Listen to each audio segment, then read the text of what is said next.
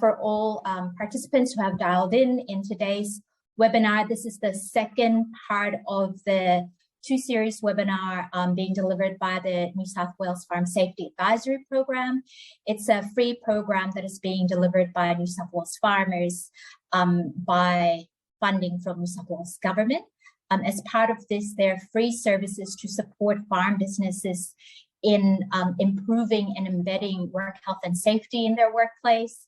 If you do have any further questions, please feel free to contact New South Wales farmers, and we will put you on contact with the Farm Safety Advisor, who's Charles Laverty. He'll also be presenting in today's webinar. Before we start with the presentation, I'd like to acknowledge the traditional custodians of the various lands on which we are presenting from today's webinar, and the Aboriginal and Torres Strait Islander people participating in this webinar. I pay my respect to elders past, present, and emerging, and recognize and celebrate the diversity of Aboriginal people and their ongoing cultures and connections to the land and water of New South Wales. Without much further ado, I will hand over to Pete Arkell, Chief Executive of New South Wales Farmers, for opening remarks. Over to you, Pete. Thank you, Gracia, and welcome to all our participants in this evening's second Harvest Ready webinar.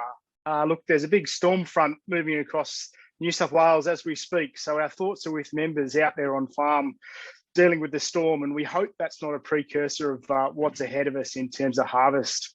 So tonight's webinar is brought to you by the New South Wales Government, in particular Safe Work New South Wales, who are partnering with New South Wales farmers on the Farm Safety Advisory Program. The last 18 months have been amazing in terms of navigating the complexities of this COVID pandemic, and it's going to be a challenging couple of months ahead as we look to harvest what is likely to be a record grain crop here in New South Wales in the midst of a pandemic with ongoing lockdowns and regulations that certainly need to be top of mind as we try and keep our workers and our farm businesses safe through these unprecedented times. So we're really fortunate to be joined by a couple of expert speakers this evening who will provide some really valuable insights into what farm businesses need to focus on to navigate through harvest in the midst of COVID-19. So our speakers tonight are Ian Sanders from the New South Wales Department of Primary Industries and Professor Tim Driscoll from the University of Sydney, who will both be sharing the latest information on border movements, on case management, if farm businesses do experience an outbreak during harvest. And look, it's fair to say the regulatory landscape is changing by the day here. So I really look forward to Ian and Tim's insights tonight, and I'd certainly encourage you to stay connected with the New South Wales Farmers Workplace Relations team to get the latest advice on what your business needs to get through harvest safely, keep your workers and yourselves safe, and hopefully get this record harvest into the silos and off to export markets. So thanks for joining us tonight, and I hope you take some insights away from this evening's webinar. Thank you, Pete. We will then commence with the presentations for tonight. The first part of the presentation will be delivered by Charles Laverty, who is the Farm Safety Advisor, who's the lead on the Farm Safety Advisory Program. He'll be discussing about the practicality of managing COVID on farm and having COVID safe plans. Over to you, Charles. Thanks very much, Grace, and welcome everybody. We've noticed over the last 18 months that we're under pressure to try and get all the paperwork done that we need to for our businesses in the COVID scenario that we find ourselves in. It's highly recommended that as we come into harvest that businesses develop a COVID safe plan. And these are available, the templates for these are available online from New South Wales Government website, which is nsw.gov.au. And this link will be in the notes that accompany the recording post-webinar. Thankfully, after many generations of COVID safe plans, they've now worked into a very straightforward, non-repetitive form, which gives you the questions as you're going through and you fill out the form to say how you're achieving that, whereas earlier editions were not quite so straightforward. On the landing page, the questions are mainly derived at who the business is and how you're approaching for workers' safety and visitor safety. Then we come through into the categories on physical distancing, hygiene and cleaning, and record keeping. And these form the basis of what's required with the COVID Safe Plan. Why do I recommend you have one? If there is anything that happens on the property and ends up that there is a case of COVID, it makes tracing and your control measures in place to reduce the potential spread. How do we actually achieve it? What is achievable on farm? Well, physical distancing. The recommendation, of course, is for minimising contact between team members. How do we go about this? Well, in having our teams work separately, separate shifts, and not trying to gather them around for meals. Now, I know most of you will have someone around delivering food, and that's fantastic, rather than stopping all the machinery at once and saying, right, it's meal time. Having that separate meal time, having the handover. But it's important with this that while the operator is having his meal time, that if somebody else jumps on the harvester to run it, or decides he'll jump and shift chaser bins in the time, the machinery is cleaned between each one. And this leads us on to the hygiene and cleaning. So the most simple outcome for us is having one operator on the machine, and once the shift is changing and there's another operator getting on, that the machine is cleaned properly, second operator gets on and they stay on it until the next time the machine's cleaned. So it's also important to have your cleaning supplies available for staff, and that might mean having a bit of a stockpile as you begin. Now, of course, we've all gone through so many bottles of alcohol hand wash, but do we need to? If you can supply clean water and soap, New South Wales Health's recommendation is still hand washing for 20 seconds. So a 20-litre drum of clean water and a cake of soap on the back of the service ute still provides one of the recommended hand washing situations. So we don't have to go down and chase specialty cleaning for alcohol wash. It is there if you want it. As far as deep cleaning between operators on vehicles, follow the manufacturer's recommendations on the products you're using. But it's not that expensive, so watering it down, that you're not going to save that much money, and watering it down is going to reduce the effectiveness of it. The last point I've got there is record keeping. It's something that we all find bloody hard to do. Using the COVID Safe Plan through the government website, you do get a QR code, which does make it a lot simpler if your staff are able to and willing to use their smartphones and use the QR code. But paper records are still an eligible record keeping measure. They're more difficult to maintain, and it does mean that if there is an outbreak and you need to start tracing contacts, the business owner, whoever's responsible for doing that, has more work to do, rather than saying, yes, we have a QR code and the government organisations can access that.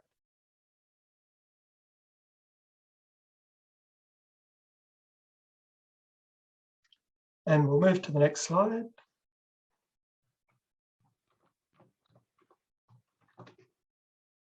Thank you. I'll pass back to Grace. Thank you very much, Charles, for some of the practical challenges and how to approach those practical challenges. Now, for the next presentation, it will be delivered by Mark McLean, who's an Assistant State Inspector from Safe Work New South Wales. Mark will be taking us through, again, how to manage COVID and approach this harvest in a COVID-safe manner, and what are some of the tips and tricks, as well as obligations from a work health and safety perspective. On that note, without further ado, Mark, I'll hand over to you. Excellent. Thank you, Gracia. So welcome and good afternoon or good evening again, everyone. I'm glad to be back again. Hopefully our PowerPoint will work okay today. So how are we going? Andrew, next slide, please. Yeah, next slide, please. I don't think it's going to play. Bit of a lag. Here we go. So what I've got here, these are just some stats or a snapshot of the last 4 weeks in New South Wales as far as COVID-19 cases go. And I just wanted to have that slide there to highlight the fact that we're not immune because we're isolated out in regional New South Wales. We can still get it, and you know, it's obviously still quite active in our communities out this way. Not so much here, but once you start to move down through the wheat belt in New South Wales, you're going to come across more potential to get COVID-19.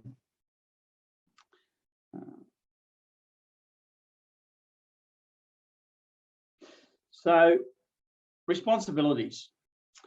Okay, so it's the same as responsibilities yesterday. You've got to manage the risk associated with COVID-19 like you would any other risk or hazard on your farm. You've got to provide provision of information, training and instruction in relation to COVID-19, and that's best done at induction, explaining the rules, explaining what's acceptable. Again, it's a reportable incident or illness, and reportable to Safe Wheat New South Wales. If someone on your property is diagnosed with COVID, so you've got to notify us as soon as practical after you become aware of it, and notify New South Wales Health immediately so they can commence. They'll give you advice on what to do, and the things they may say is isolate your workers, ensure your records are accurate, and try to minimise the exposure from that point forward. Something Charles said about if you're going to use manual records or handwritten records, if New South Wales Health contact you, you must be able to provide those under the PHO, Public Health Order. You must be able to provide those digital records within 4 hours. So what people are doing is taking a photograph of it, having it on their mobile phone, and sending that through to New South Wales Health if they need it, or they're taking the photo, saving it into a file on their laptop or their home computer, and then that way they can also send them through immediately for the last 28 days. Obviously, workers, the same thing. They've got to declare if they're unwell. One, you've got to have systems in place to manage people that are unwell, and two, for your workers, they've got to be honest with you. They've got to declare if they're feeling unwell. They've got to declare if they've a casual contact of someone with COVID-19 or a close contact. They've got to let you know if they've attended or entered an area of concern in the last 14 days. They're the sort of things where you've got to rely on their honesty so that you can manage the risk on your property.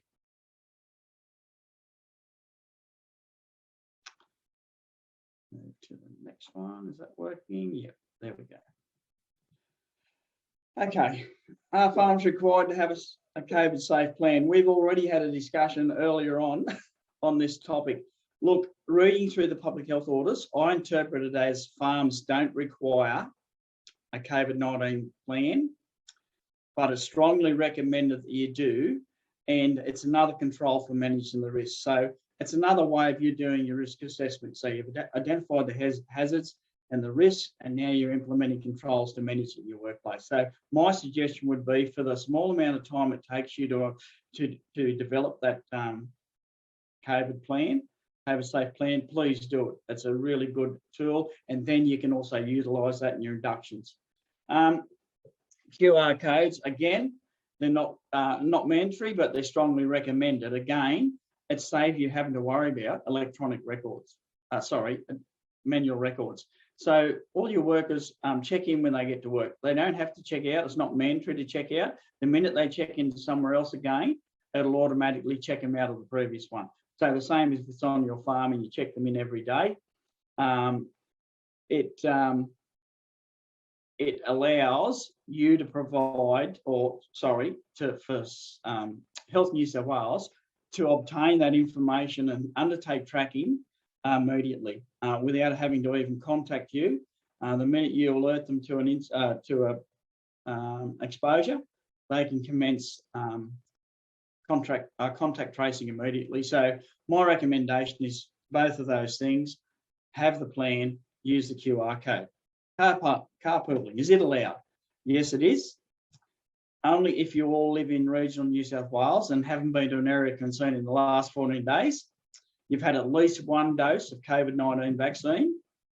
The vehicle is arranged by the employer, adequate windows of ventilation, so windows down, air conditioning on fresh air as opposed to recycling, and must have its own individual QR code.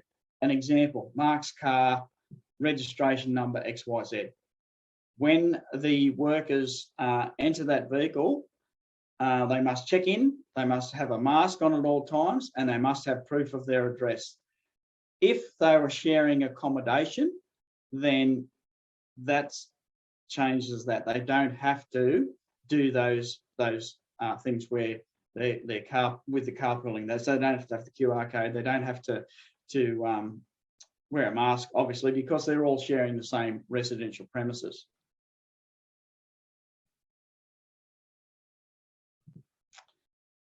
So the risk management process, as I said earlier, it's no different to any other risk assessment. It's an issue like Q fever is, and you know, New South Wales farmers are quite aware of the risks and the outcomes from someone contracting Q fever. It's the same as chemical exposure, so it's got to be managed in exactly the same way. You've got the hazard, which is COVID. You've got the risks that come with it, so manage it. You know, so go through.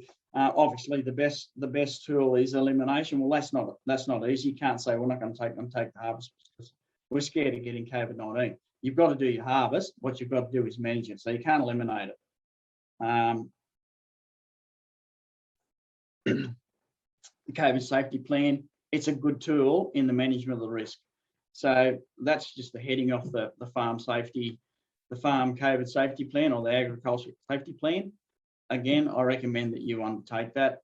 And it is really your risk assessment in one. So what are the risks associated, or how are we going to manage them? Well, Charles has already mentioned some. So COVID screening of your workers, contractors, transport drivers, you know, do that over the phone, screen them. Have you been in an area of concern the last 14 days? Have you been vaccinated? You know, while you can't force them to be vaccinated, if they're your rules for your farm to protect your family and yourself and the other workers, then they're your rules, okay? If you say you must be vaccinated, they're your rules. So, yeah, they've got, and it's a reasonable request for you to manage work health and safety on your property. And I think in the long term that Safe Work New South Wales won't be working under the public health order. I think you'll find that COVID-19 is here for a long time and it'll move back under the work health and safety legislation, like any other thing. So vaccination, it's the number one minimiser. Okay, it doesn't stop you getting it in all cases and doesn't stop you getting ill, but it's the best chance you've got of decreasing or minimising the risk of someone catching it and transmitting it. You've got to make sure you're compliant with the current health orders. So that means as the owner of the company or the owner of the farm, you're obligated to make sure you stay on top of those. You know, ignorance is no excuse to say, oh, I didn't realise that had changed. So you need to be quite aware of what the rules are because it is a moving environment. And Charles mentioned that early. It changes from day to day. And in some cases, it can change in the middle of the day if they have a major concern. So again, provide all the parties, your workers, your contractors, everyone with the correct training, instruction, and supervision. Do that through your inductions. And like I said, I mentioned supervision there because, again, it's your job to manage that. Consider online inductions. Now, Farm Safe New South Wales has a very good online induction, so that might be a good starting point to reduce the interaction with each of the stakeholders.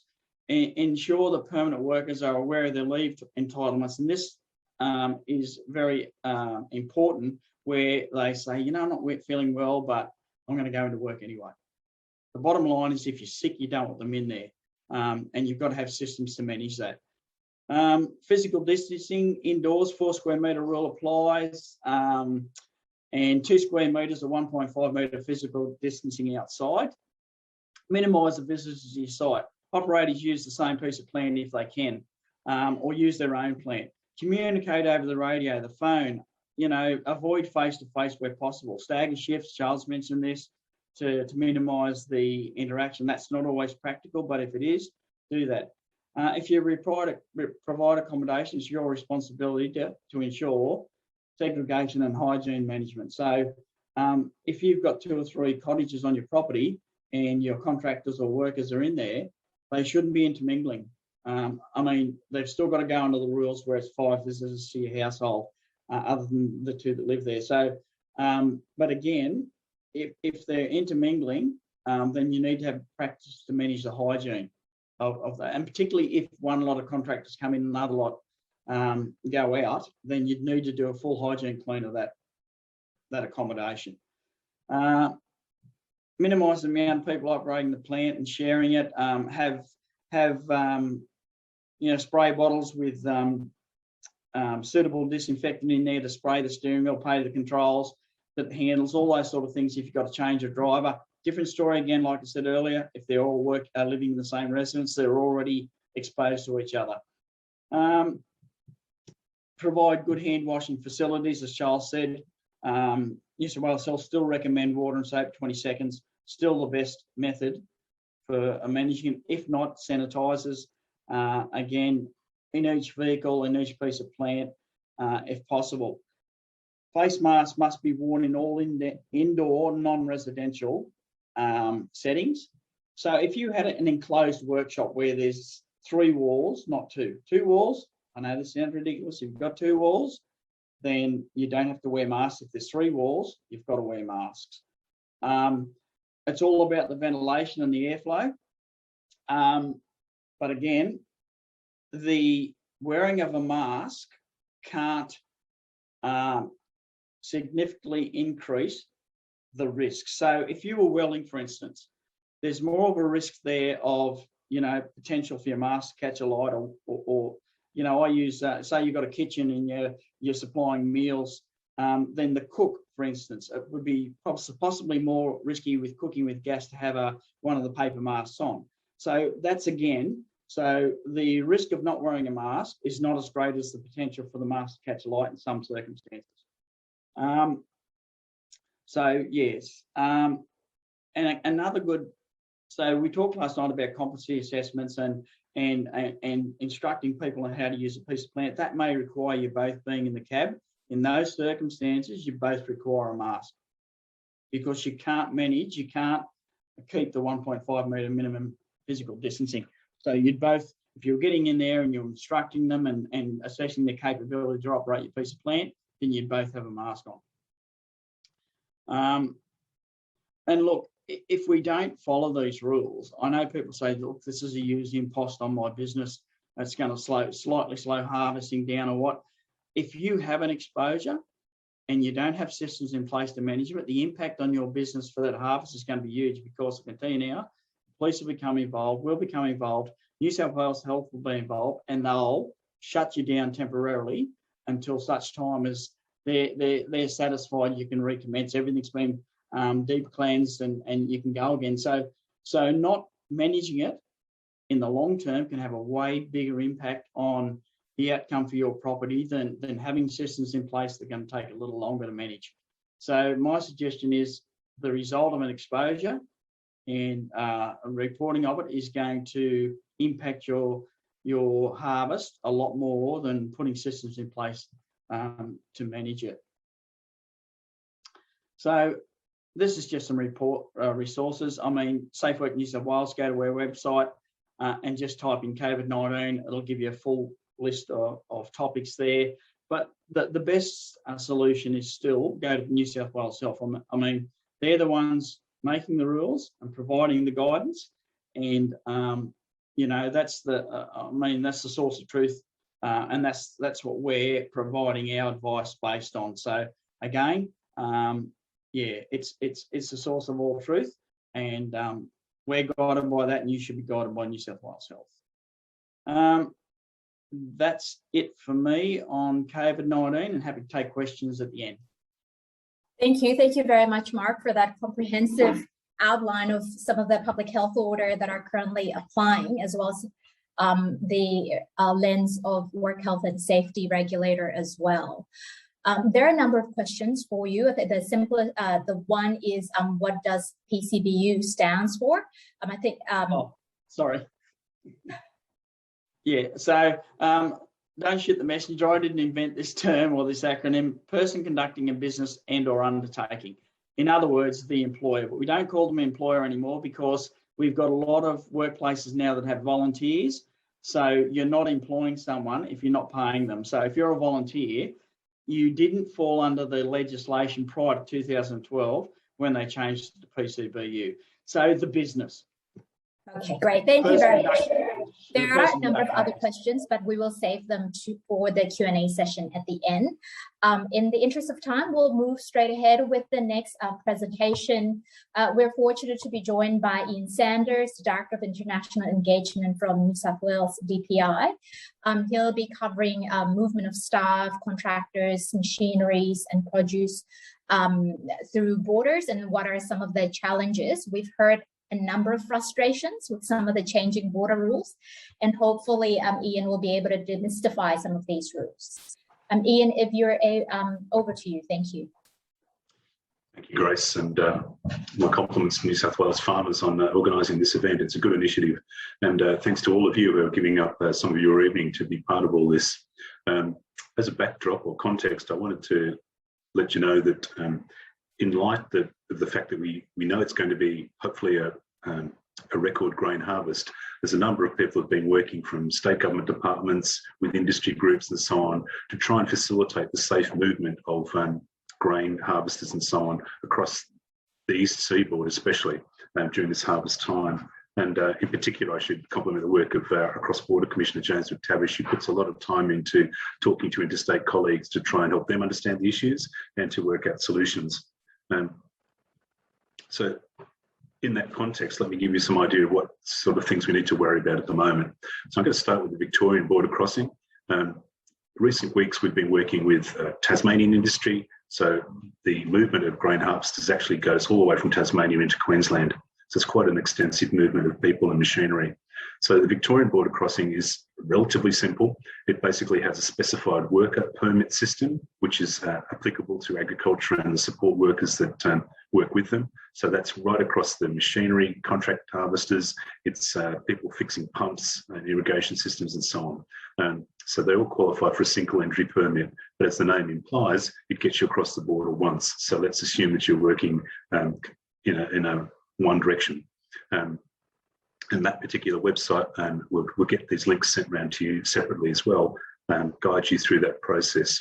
There is also an option in place for border zone residents, and at the moment New South Wales is considered all okay to be part of that border zone. When I say that the border communities, there's none that's been excluded, but you need to keep an eye on that because there have been some that have been excluded in the past, such as Edward River and so on. The most challenging one probably though is the Queensland border crossing, and all entry to Queensland requires a travel declaration through either the Queensland Border Pass, which is the general one for all members of the public, the one that's most pertinent to contract harvesters, which is the Freight Logistics Pass or the F Pass, and in addition there is a Border Zone X Pass. So before you go thinking that's big, I'm in a border zone, I can use that one. It's not quite that simple either, because there is a restricted border zone and an unrestricted border zone. So if you're coming from Moree Plains Shire, you're in an unrestricted border zone and you can use that X Pass, that's no problems. But if you're coming from further west than that. So let's say you're trying to come from the unincorporated zone in New South Wales, that's a restricted zone still. So if you're coming from Walgett, so it's got its own rules about that as well. So it's important to be clear on which particular pass you're trying to work on. Now, those that are in those restricted border zones, there is also a class exemption brought in for those farmers and agribusinesses that are carrying out time-critical operations. So agronomists, anybody that's needed to make the crop harvest process and its time-critical work, they were part of this class exemption for those that are in a restricted border zone. And then to try and make all of this simple, those state government employees who've been working on this have come up with a list of regulations and rules to try and make it all simple in one place. So the Queensland Department of Agriculture and Fisheries have quite kindly agreed to host the site for this.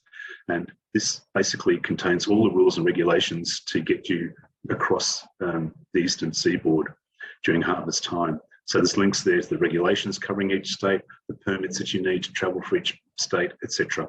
And so that's a really valuable source that you should familiarise yourselves with. Now, our own dear state of New South Wales,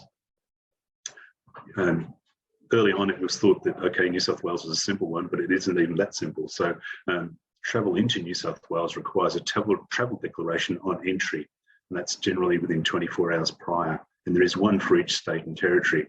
So let's take, for instance, the example that you'd been a Tasmanian harvester.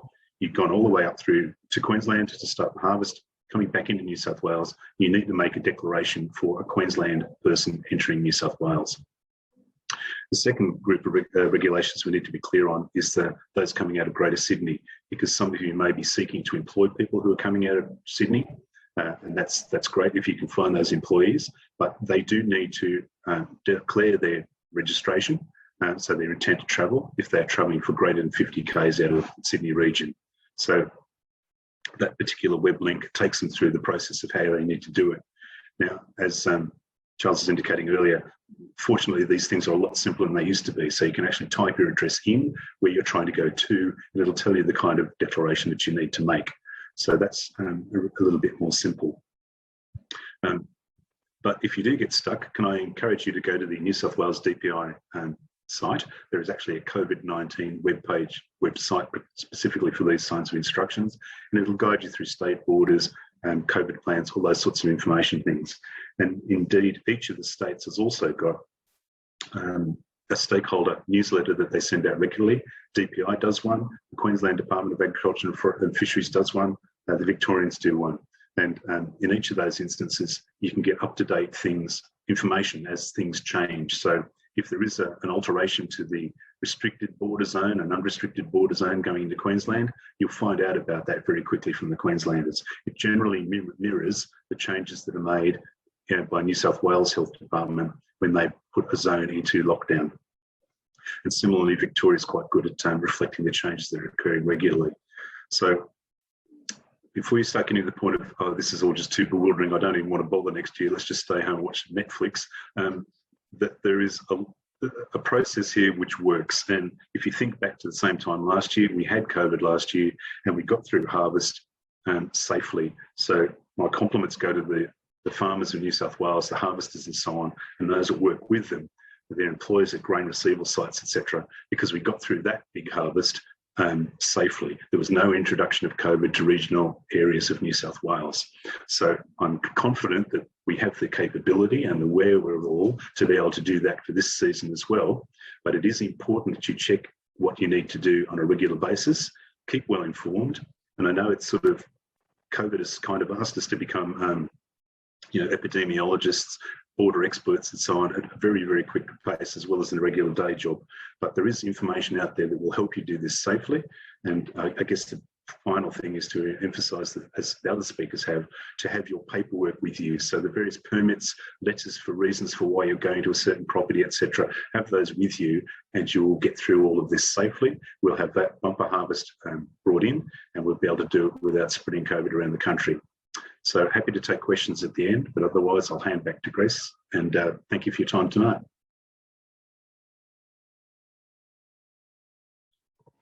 Thank you very much for your explanation there, Ian. It's very clear and comprehensive.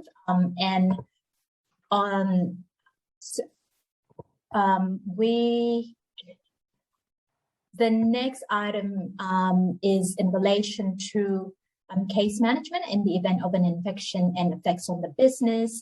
So with Charles' presentation, Mark's presentation, and Ian's presentation, there have been a number of measures, mitigation measures that's been shared. However, we do realize that with the reality of this pandemic, as much as we can manage, there's still risk or there's still potential of having an infection in the workplace. So should that occur, what can you expect from New South Wales Health? What are some of the approaches and the considerations that New South Wales Health will put in place? That's what Professor Tim Driscoll will be discussing. Tim, if your assistance in clarifying some of those questions will be appreciated. Over to you, Tim. Thanks, Gracia. Well, in fact, Ian, Mark and Charles have already covered some of the things that I'm planning to cover, but not all of them. So some of the slides I might skip through a little bit. We'll just see how it goes. But really what I want to do is to spend a little bit of time talking about what would be expected if you do have a positive case on the farm. And also I was planning to talk a little bit about how to minimise issues. And I think a lot of that's already been covered by Mark and Ian and Charles, but let's see. So what you need to do initially, and this is probably the most important step in terms of public health and minimising disease in the community and minimising problems for your workers. So the number one thing is to act quickly. If somebody at the workplace says, I am a case, or even if they said I'm sick, but let's say they find out they're a case, then you need to send them home and they need to start isolating. Now, by home, I put that in commas because people might not have their home close to where they are if they're croppers, let's say. So they need to go back to the closest place where they can stay. Then your job, if you are in charge of the farm, is to identify all of the workplace contacts. This is an initial thing and it's not a final thing, but the idea is you need to identify anyone who's come into contact with this case. And all of those people should be told to have a test. PCR test is just the normal sort of test that we have, and to isolate. So any person who has had contact needs to isolate from that point and have a test, and they need to stay isolated until that test comes back as negative. And it will depend what they do then, and I'll come to that in a little while. But this is really the key thing. Get onto it quickly, send the case home to isolate, identify anybody in the workplace who has had contact with this person at the relevant time, and I'll tell you that in a moment. And all of those people should then start to isolate and have a test. In New South Wales Health, and the same in other areas too, there are really two types of contact. There's a close contact and a casual contact. And a close contact is somebody who has had, as I've said here, significant contact or in particular ways with the case. And a casual contact is somebody who's had some contact but not as much. And the reason that's important is that the close contact is thought to have a much higher chance of having developed the infection from the case and therefore has a higher chance of passing it on. So we want somebody in that situation to be isolated as soon as possible so that if they do become a case, they're already isolating from other people and there's less chance that they will pass it on. A casual contact is someone, because they've had some contact with the case, there's still a non-trivial risk of them becoming a case and therefore becoming infectious, but the risk is seen as much lower than the close contact. And so as a compromise, rather than isolating everybody for 14 days, as happens with the close contact, the casual contact is isolated until their test has come back negative. And once the test has come back negative, they can then go back out into the community.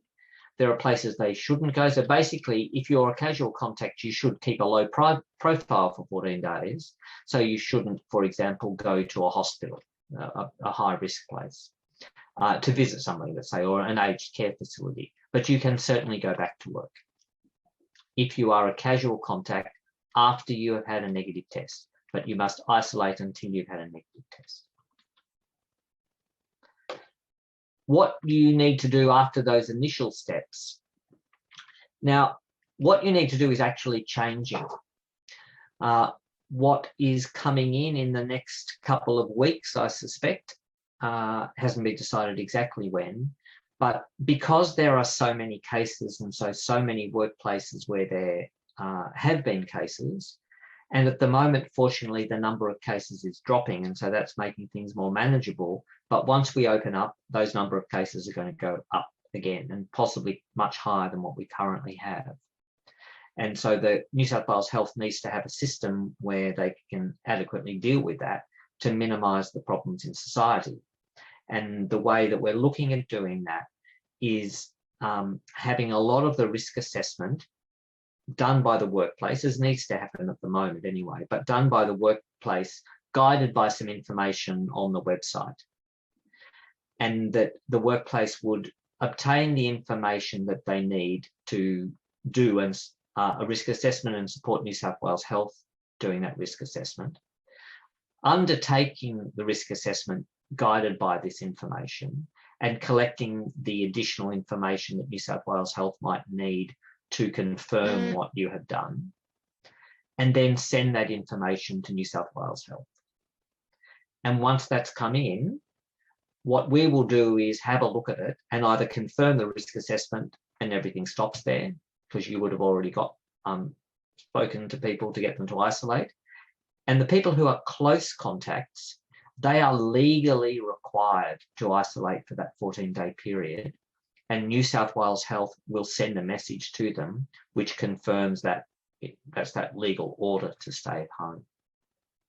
The casual contacts in the past did get a message from New South Wales Health, but for the last probably 4 to 6 weeks in metro regions, we haven't been sending the messages to casual contacts. And in the regional areas where you are, it's happening intermittently, and I think it will happen less and less as the number of cases go up. So New South Wales Health will either have a look at what you've done and say, yep, that's fine, we agree, and that's the end of the process. Or if for some reason we don't agree, and that might just be because you haven't done it before and there are some things you didn't take into account that we thought should be taken into account, or it might be that there's been a number of cases at the same farm and we're worried about there being transmission from person to person on an ongoing basis. So we want to look at it more closely. And although this isn't affecting in your case, but if there are areas, say like big distribution centres, energy producers, vaccine deliverers, people who are vital to the running of the economy, not saying you're not vital, but vital in the short term, will sometimes get involved to try and make sure that we've got things under control as soon as possible. And so we will do a more detailed risk assessment. And I did put down here, but already Mark's mentioned that don't forget you have some requirements under work health safety legislation. So just to go over this, because it's probably the key part. Firstly, you acted quickly, as I described on the slides a couple of slides back. And then once that's been done, you need to do an initial risk assessment. Now, currently what's happening is, that is still happening, but we are contacting you. We are saying, we find out about the case, we are contacting you and saying, look, we know about this case, and you might already know yourself, or might not. And we're saying, please get all this information, please do this initial risk assessment, send it in to us and we will have a look. The changed approach is just going to be that we want workplaces to get onto it first, guided by the information that's on the website. And hopefully a lot of what you do we will agree with, and if we're unsure, you will have already collected the information so we can act quickly, which is good from the community and it's good for you as well.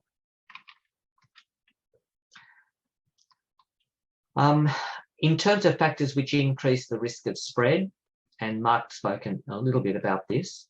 So the risk is increased, in particular, if somebody's come within 1.5 metres, or they have shared an indoor space with a case during the case's infectious period. And I should just mention here that the infectious period for a case, the way we define it, is from the day that they've got symptoms, that's seen as day 0, when they first had their relevant symptoms. And we consider them infectious 2 days before that, and after that until they're released, which is usually 14 days after their symptoms. If they didn't have any symptoms, but they got a test for whatever reason, and that comes back positive, then the day that they had the test that came back positive is considered day 0, and you would go back 2 days from that to start the infectious period. And that's important because from that period, that day -2 onwards, anyone who comes into contact with the case over that time, we need to consider whether they are a close or a casual contact or not a contact at all. Here are the things that in particular are issues: physical contact, face-to-face contact, as I said, being within 1.5 metres, not wearing a mask, either of the people not wearing a mask, not being vaccinated, and this is a big key, there's a big advantage in being vaccinated, being inside, particularly in small rooms, particularly in rooms where there isn't very good ventilation. And factors which will decrease disruption to your business. I'm not going to go through all of these because Mark's mentioned some of them, but the key thing, and I don't know, I think in a lot of circumstances it may be difficult for you, but you should think carefully about it, is you need to put people into small work groups, because it's likely that if one person becomes a case, the whole work group will be out. They'll probably be close contacts and they'll be out for 14 days. And you don't want to lose everybody for 14 days. So what you want is to have small work groups and not have interaction between those work groups. That's what you're aiming for. And just remember, I heard you don't actually legally have to have a COVID-19 safety plan. I actually didn't realise that myself. It's not an area I particularly work in. But regardless whether it's legally required, look, it's really in your interest to have one. And that's it. Thank you very much, Gracia. Thank you. Thank you very much, Tim, for your clear outline on that, and then the tips there to manage potential infection in the workplace. And at the end, after Cassandra's presentation, there is an item that I would like to have a discussion with you, especially with the state experiencing higher level of vaccination, and whether that risk level change if the workforce are fully vaccinated. We'll save that and we'll discuss that in a Q&A session if that's okay. Definitely. Perfect, thank you. The next presentation is from Cassandra Lowe, who's the Workplace Relations Advisor with New South Wales Farmers. Cassandra will be discussing what are the workplace impact and employment leave arrangements should there be suspicion of infection in the workplace, or if employees are unwell or subject to isolation due to being a close contact or a casual contact out of work. Cassandra, over to you, please. Thank you. Thanks, Grace. So good evening, everyone. So briefly in my presentation tonight, I just want to cover off on the types of leave that would usually arise where someone either has COVID-19 or they're getting a COVID-19 test. So if someone is unwell with COVID-19 or they're getting tested because they have symptoms, if they're a permanent full-time or part-time employee, they can access their accrued personal leave, or you might know this as sick leave. However, often for harvest, usually there are casual employees employed. So casual employees won't have access to paid leave entitlements. The exception to that is long-term casuals who would be eligible for long service leave. So generally with those casuals, if they're unable to attend for work because they're getting a test or unwell, or if there's wet weather or for any reason, they will be unpaid. If, for example, someone's getting tested because of a direction by health authorities, or they're deemed a close or casual contact, but they don't actually have any symptoms, a permanent employee can't access their sick leave for that purpose because they're actually not unwell in that circumstance. A permanent employee in that scenario would access their annual leave by agreement, or otherwise they would take unpaid leave. In that scenario, again, a casual employee would be on unpaid leave. There are, however, a number of government support payments, which those casuals who don't have leave benefits would be able to access. So the first one is the test and isolate payment in New South Wales. So it's a $320 payment where a worker needs to self-isolate while they're waiting for a COVID-19 test because they've experienced COVID-19 symptoms. To access that, they need to apply within 7 days of accessing that test, and they can't have been receiving any other income or accessing paid leave. And it's up to that individual to apply through the Service New South Wales website. The other one is the pandemic leave disaster payment, where this is where someone's they can't earn an income because they're requiring to self-isolate, quarantine, or care for someone. So that's those who've been directed to self-isolate by New South Wales Health. There's another payment that those workers can access. So I suppose the message would be there's, even for those casuals who can't access paid leave, there's government support available. So providing that information to your employees will be helpful in encouraging and making sure workers don't attend the workplace when they have symptoms. Thanks, Grace. I'll hand back to you. Thank you very much for your very brief and succinct outline, Cassandra. That gives us some time for the Q&A session. We do have a number of questions that's been submitted. We'll start with a question, and a number of those questions have also been responded directly by the presenters. Thank you for the presenters who've done that. The first question that I'd like to address verbally is from Robin Walters, and this is likely to be a question for Tim. What about use of rapid antigen testing on farm? Are you able to clarify on that, Tim? Okay. You can do it, but it costs. That, I think that would be the biggest thing. So you would have to bear that cost. The advantage of rapid antigen testing is that you are likely to pick up issues early. The rapid antigen test is actually not as accurate as the PCR test. It's very good. So if you don't have COVID-19, it's very unlikely to be positive. But if you do have COVID-19, rapid antigen testing, a single test picks up about 70% or 80%. So it means it'll miss about 20% or 30% of cases. But typically what happens with rapid antigen testing is it's done several times a week. And in that situation, it picks up the vast majority of people within a couple of tests. If they're infectious and they miss out the first time, you're very likely to pick them up the second time. Now you can say, well, that's no good because they've been around for 2 or 3 days. But if you weren't doing the testing, you wouldn't know about them at all, presuming they didn't have symptoms.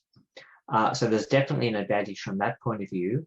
Another advantage is we have just brought in, and it went up on the website about an hour ago. And that's why I didn't put it in my presentation, because it wasn't released at that time, but it has been released in that time.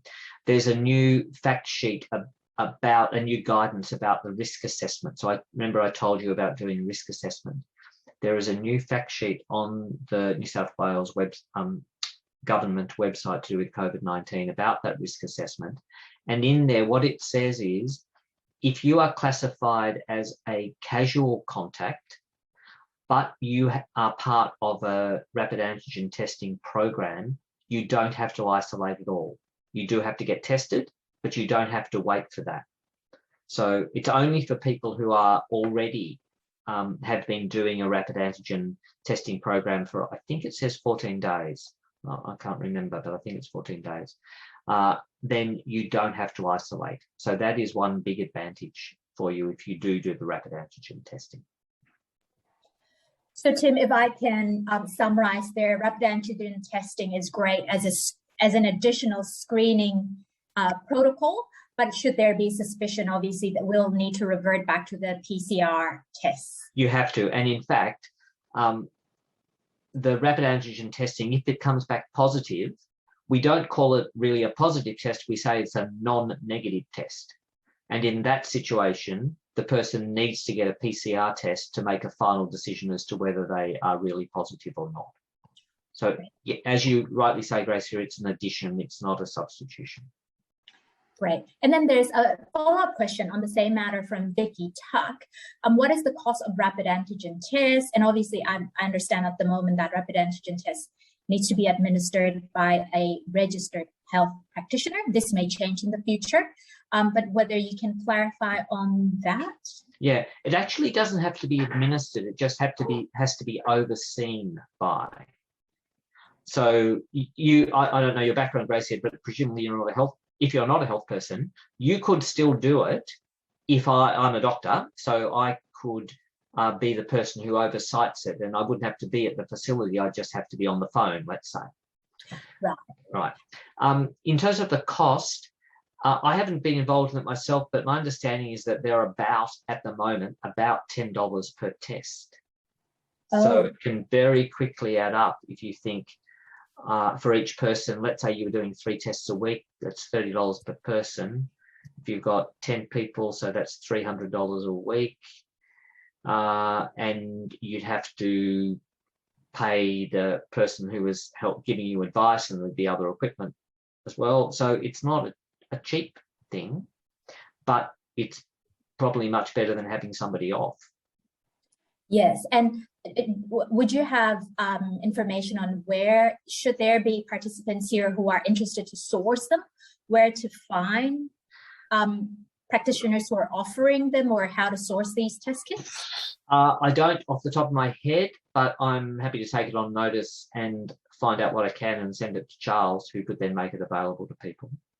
Very much appreciated, thank you. And there are also a couple of questions being received about seeking for copy of the presentation slides or other fact sheets that's been mentioned, or even links to notes or posters for them to be able to put up on the workplace. Any links or any documentations that are mentioned during the webinar, we will follow it up with the presenters and we'll make them available to all participants today. I do note that we are pressed for time. We're at 7 o'clock now, so I do appreciate if any participants need to log off, but there are some important questions, and I'd like to continue for another maximum 10 minutes, if that's okay with everyone and with the presenters.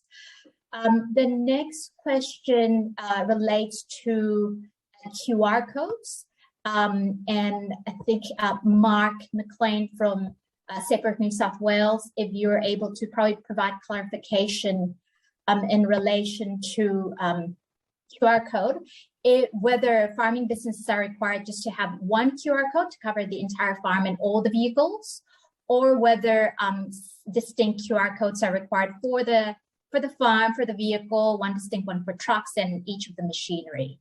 Are you able to clarify by any chance, Mark?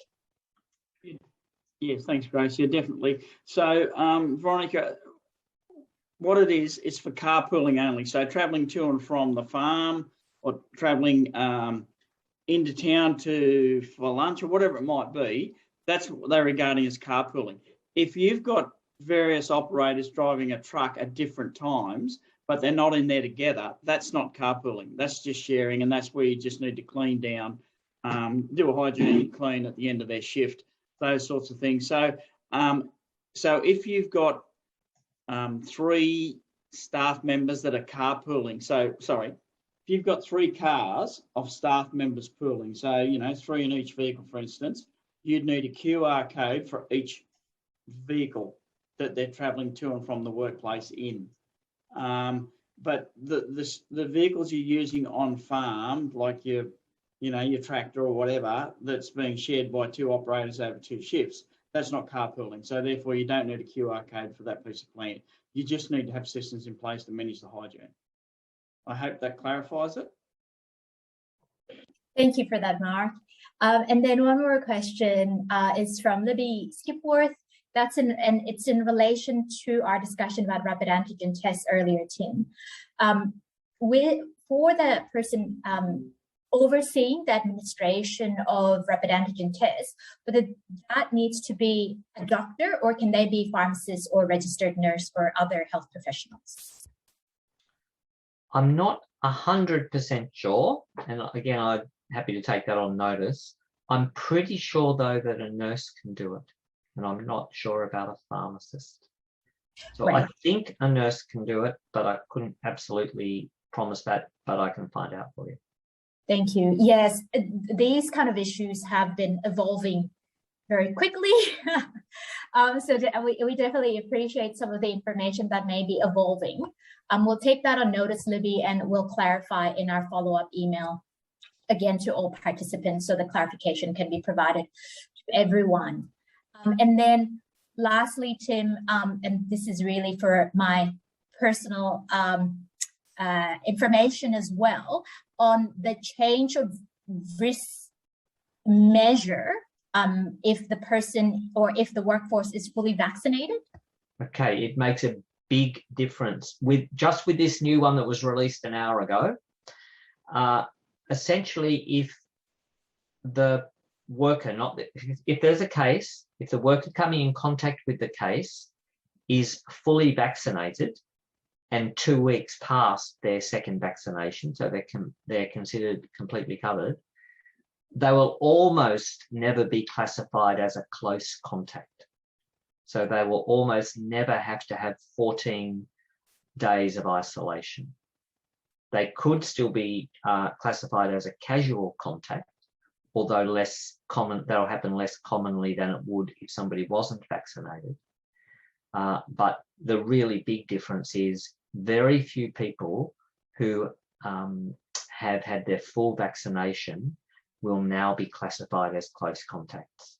So that makes a big difference from a business point of view, from a personal point of view too, of course. But from a business point of view, there's a big difference between somebody isolating for a day, let's say, or 2 at most, while they're waiting for their test result to come back, to them being off for 14 days. Great.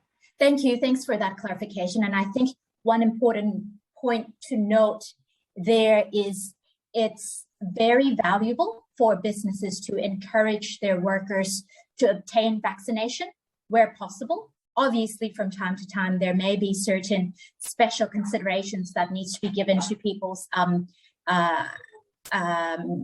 medical status. There may be certain exemptions, but where possible, encourage your workers to get vaccinated, because that will lessen the risk of infection in the workplace very significantly, as Tim has just mentioned. On that note, thank you everyone for persisting with us. We are 6 minutes over the scheduled time to end. I'd like to extend a big thanks and appreciation to all the presenters today from State of New South Wales, New South Wales DPI, New South Wales Health. Thanks for all the individuals, the time that you've invested to prepare for this presentation. It's been very valuable information for all the participants here. I'd also obviously like to thank the participants for attending this webinar. I hope you've there are a number of matters that are quite valuable to implement during the upcoming harvest, and we wish you all successful harvest, and hopefully weather will be on your side for the next couple of weeks. Have a safe harvest. Have a great evening. Thank you, everybody. Thanks, Gracia.